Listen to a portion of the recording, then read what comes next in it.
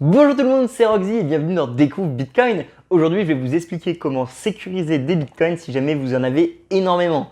Énormément, c'est subjectif à vous et votre vision de la valeur, évidemment. Par contre, voilà, on parle quand même de montants qui sont supérieurs à 10 000, 50 000, 100 000 euros. Quand on arrive vraiment dans les gros chiffres, là, il faut peut-être se remettre en question d'un point de vue sécurité. Évidemment, on ne va pas les laisser sur un portefeuille et on va peut-être éviter de les laisser simplement sur un petit appareil avec une clé privée. On va devoir aller sur des systèmes un petit peu plus complexes parce qu'évidemment, il y a des risques. Et c'est ce que je vais essayer de vous expliquer dans cette vidéo. C'est pour tout le monde, même si vous n'avez pas 200 000, c'est toujours utile de savoir c'est quoi les best practices de l'industrie pour les mettre en place à votre échelle ou simplement s'éduquer. Moi-même, je n'ai pas besoin de système de sécurité aussi poussé, mais je les ai simplement appris parce que voilà, ça m'intéresse. Allez, c'est parti! Attention, si vous tombez dans le terrain du Bitcoin, vous risquez de regagner votre liberté. On peut commencer par ce qui est plutôt simple. Donc déjà, la majorité d'entre vous, j'imagine, ont aujourd'hui un ledger, un trésor, une clé privée et sécurisé à deux endroits différents. C'est très bien. Si jamais maintenant votre valeur donc des bitcoins augmente et donc finalement vous allez dans la catégorie au-dessus ou simplement vous êtes quelqu'un d'assez riche et vous avez tout de suite acheté beaucoup de bitcoins, c'est peut-être pas suffisant.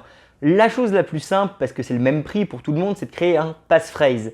Du coup, un passphrase, c'est une option donc avancée de ce genre d'appareil qui vous permet de rajouter donc une passphrase BIP39 qui est en fait un mot de passe supplémentaire à votre compte. Du coup, si jamais vous créez un portefeuille, vous devez donc mettre un PIN et vous aurez un deuxième PIN, un PIN caché finalement, qui vous permet d'ouvrir un deuxième compte. Donc de la même ledger, du même appareil trésor, vous avez deux comptes. Un avec beaucoup d'argent, un avec un petit peu moins d'argent. Le premier compte avec beaucoup d'argent est accessible grâce à la clé privée plus le passphrase de sécurité. Du coup, si le voleur a que 1, il n'a pas accès à l'intégralité de l'argent. Et le deuxième compte est accessible seulement avec la clé privée. Donc un voleur qui vous vole ce bout de papier, vous a volé que le deuxième compte du coup avec un petit peu moins d'argent. Il faudrait également qu'il ait accès à la passphrase pour voler l'intégralité du portefeuille. Vous comprenez bien du coup qu'il faut séparer dans deux endroits différents la clé privée et la passphrase, parce que sinon ça sert à rien, évidemment. Et évidemment, n'oubliez pas votre passphrase, parce que si jamais vous oubliez votre passphrase, vous la notez pas quelque part et simplement, vous faites un accident, vous perdez la mémoire et vous savez pas c'est quoi ce mot de passe finalement, et vous êtes foutu. Parce qu'à partir du moment où vous n'avez plus l'appareil physique et que vous ne pouvez pas mettre le deuxième PIN, donc le PIN secret, vous ne pouvez plus accéder à votre argent. Donc c'est quand même quelque chose où il faut faire attention, c'est pour ça que c'est des sécurités avancées. Mais vous pouvez vous entraîner, vous amuser avec avant d'envoyer de l'argent. De toute façon, il faut toujours faire ça. Si jamais la passphrase n'est pas suffisante pour vous, parce que vous voulez aller encore plus loin, ça va sur le multisig. Je vais en venir à la fin de la vidéo. Avant ça, il y a des petites best practices à mettre en place. Déjà, si ça vous intéresse, vous pouvez utiliser donc en fait des systèmes de stockage pour vos appareils. Laissez-moi vous expliquer. En gros, vous stockez de l'argent dans ce genre d'appareil. Faut pas qu'on vous les vole, comme on l'a déjà vu dans un Q&A, et finalement, ça reste quand même un bout de plastique, un équipement. Faut peut-être le stocker à un endroit où il est sécurisé. Et c'est pour ça qu'il y a ce genre de petites choses qui existent, qui permettent ça. Alors, qu'est-ce que c'est? Ça s'appelle un Citadel Vault. D'ailleurs, ça a été gentiment donné par l'un d'entre vous. Il y a son nom qui s'affiche ici. Et vous pouvez retrouver toutes les informations par rapport à ce produit dans la description. Il n'y a pas de sponsor. Il me l'a donné gratuitement pour que je le montre à tout le monde parce que je pense que c'est important. Qu'est-ce que c'est? C'est simplement un boîtier étanche anti-poussière qui permet en fait de stocker votre ledger. Voilà. Donc c'est vraiment tout bête, c'est pas tout bête, c'est un truc un peu sérieux, il y a quand même de la recherche, il y a quand même de la documentation derrière, tout est très bien expliqué sur le site internet, mais ça permet en fait de ne pas avoir ce genre d'appareil qui traîne n'importe où. Vous le rangez à un endroit logique, vous le sécurisez, et ça, derrière, vous pouvez le mettre où vous avez envie et ça ne va pas prendre l'eau, ça va être propre. Donc déjà, rien que pour sécuriser vos appareils, il faut penser à ce genre de mécanisme. Le deuxième que je vous ai montré juste avant, c'est la pochette Casa, qui est en fait anti-radiation. Donc là, c'est beaucoup plus contre des EMP ou d'autres champs magnétiques, ou peu importe ce que c'est. Même moi, franchement, des fois, je me perds là-dedans.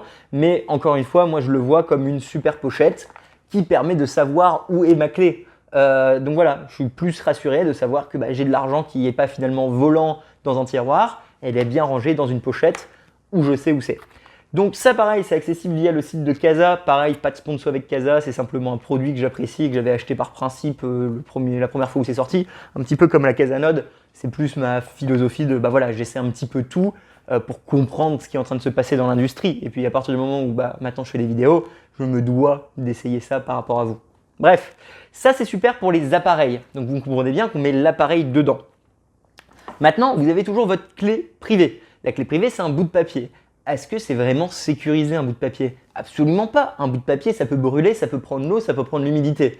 Du coup, ce que vous devez faire en fait, c'est graver votre liste de 24 mots dans de l'acier. Alors, je pense que c'est la bonne traduction, c'est steel en anglais. De mémoire, c'est acier en français. Mais voilà, donc vous allez devoir acheter des plaques d'acier et graver vos 24 mots dessus. Si vous êtes un peu plus hardcore, hein, évidemment, c'est pas pour tout le monde et je le comprends.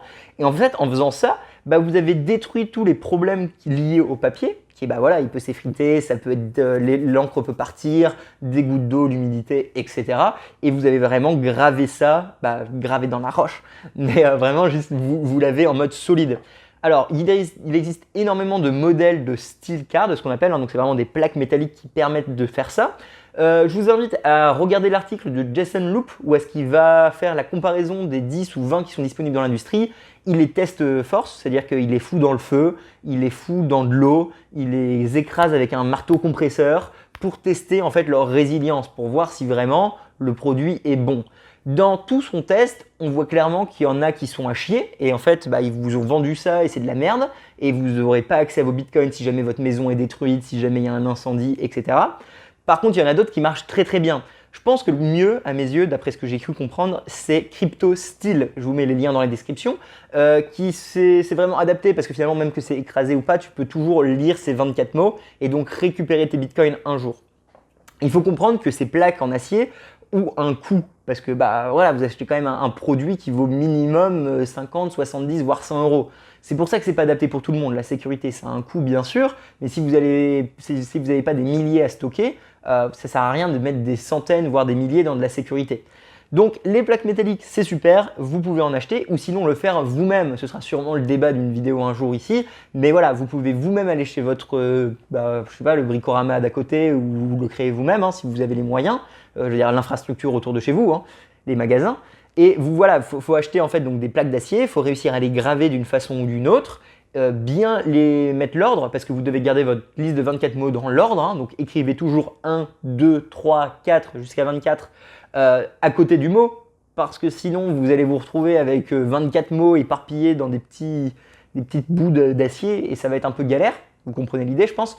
Donc voilà, vous pouvez le faire vous-même, je vais mettre tous les liens dans la description, je le ferai moi-même en vidéo un de ces jours, peut-être quand il fera plus chaud, je me mettrai dehors, ce sera un peu plus sympa, mais ça c'est un truc vachement intéressant, ça permet de le faire à bas coût, évidemment, comme je vous ai dit, ça coûte de l'argent de les acheter, par contre si vous pouvez le faire vous-même, ça coûtera moins cher et vous ne serez pas tracé avec tous les problèmes de finalement traçage de la supply chain. Quand vous faites de la logistique, vous êtes tracé. Donc si vous achetez ce genre d'appareil, vous pouvez être tracé et donc on sait finalement que chez vous, vous avez ça. On a vu comment créer un passphrase. On a vu comment du coup encrypter notre clé privée ou nos passphrases sur un bout de métal. On a vu comment bien stocker nos appareils de façon logique. Je vous invite évidemment à faire le chapitre 6.1 plan d'héritage parce que si vous avez plus de 100 000 et que vous mourrez et que personne trouve tout ce qu'on vient de faire avant, ça sert à rien, clairement. Là, vos enfants, ils vont se retrouver avec en plus des taxes sur l'héritage, si jamais c'est KYC, sans avoir accès à l'argent. J'en rigole, mais c'est désastreux. Hein. Ça peut être désastreux pour une famille, donc faites gaffe quand même. J'en arrive du coup à deux choses. La première, avant de parler de multisig, c'est la vie privée.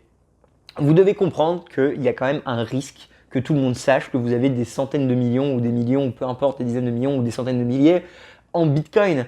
Parce que vous serez prône à être volé. Alors évidemment, on va créer un système de sécurité qui est adapté pour qu'on ne puisse pas vous voler, mais le simple fait qu'on sache déjà où vous habitez, qui vous êtes, ça pose un risque. Donc c'est pour ça que je prône la vie privée, c'est pour ça que je prône quand même de faire attention. Ça réduit nos risques et ça va retirer un petit peu de stress pour certaines personnes qui finalement, y a des gens parmi nous hein, qui voyons toujours le mal partout. Et pour ces personnes, être anonyme permet de réduire un certain nombre de risques. Donc, la vie privée, c'est important. Faites toujours livrer votre matériel ailleurs que chez vous. N'utilisez jamais votre vraie adresse quand vous faites livrer du matériel. Hein. Donc, entreprise, point relais, un ami s'il faut, mais pareil, vous mettez l'ami en danger, donc c'est un petit peu un coup de connard. Mais bon, bref, vous comprenez l'idée. Passez par ce genre d'intermédiaire pour finalement vous séparer de toute la chaîne de logistique qui va finalement vous envoyer les matériels de sécurité. Maintenant, on en arrive au multisig. Qu'est-ce que c'est un multisig? Un multisig, c'est quand on combine plusieurs portefeuilles pour en créer un nouveau qui est plus complexe. C'est pas forcément plus safe à utiliser, mais c'est plus complexe et du coup plus compliqué de voler l'argent. En fait, l'idée, c'est que en combinant nos 3 portefeuilles en un, on a créé un portefeuille, donc 3, et donc là, on va décider combien de clés privées il faut pour signer une transaction. Donc généralement, le standard dans l'industrie, c'est 2 sur 3. Du coup, dans ce portefeuille qu'on a créé, le nouveau portefeuille, il nous faut 2 appareils pour signer une transaction et envoyer l'argent.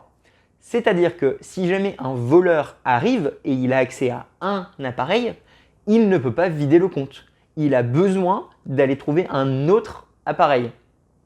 Et ça peut être compliqué parce que ça ne va pas être dans la même maison, ça ne va pas être au même endroit. Du coup, il va devoir se déplacer d'un endroit à un autre pour trouver la deuxième clé. Et évidemment, tout de suite, il y a des risques parce que bah oui, c'est quand même compliqué d'aller faire ça, surtout si c'est bien sécurisé à des endroits loin. Du coup, ça, c'est le principe du multisig. Le multisig, c'est vraiment combiner des portefeuilles ensemble pour en créer un nouveau. Et on peut toujours recevoir l'argent facilement. Donc, en soi, l'argent peut arriver parce qu'on a toujours des adresses de réception. Par contre, pour envoyer l'argent, il faut manuellement signer avec 2 appareils. Du coup, pour un exemple typique 2 sur 3, il faudrait que moi, j'aille là devant moi récupérer ça. Je l'ouvre, je prends la clé Ledger, je la branche, je signe la transaction. Je referme et tout. Et après, cette même transaction du coup qui a une signature sur 2, je vais dans un autre endroit, un coffre de banque, une deuxième maison, la maison d'un ami, ailleurs, peu importe où c'est, un service tiers. Et je signe la transaction avec une deuxième clé sur les 3.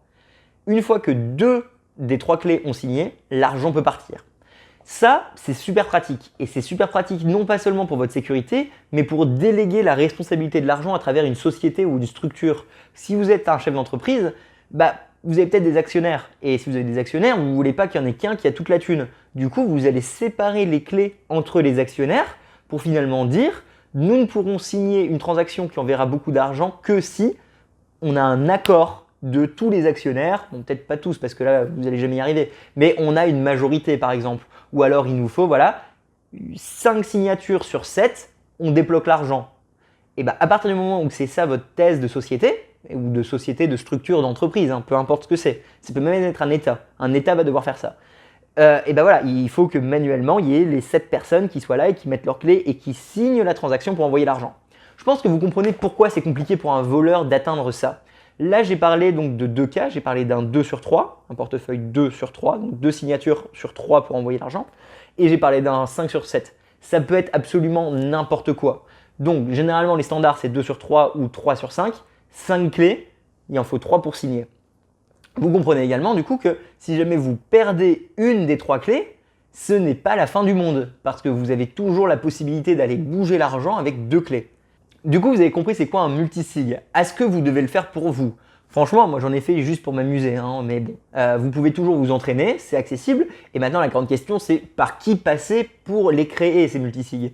Alors, il y a plein de solutions. Si vous voulez être 100% tout seul, c'est-à-dire que vous vous en foutez des autres, vous voulez être responsable de toutes les clés, tout gérer vous-même, très bien, on a Spectrum Desktop, qu'on a eu récemment un podcast sur Univers Bitcoin qui l'explique très bien, qui permet ça. Sinon, vous avez Electrum, vous avez également Blue Wallet qui peut faire ça.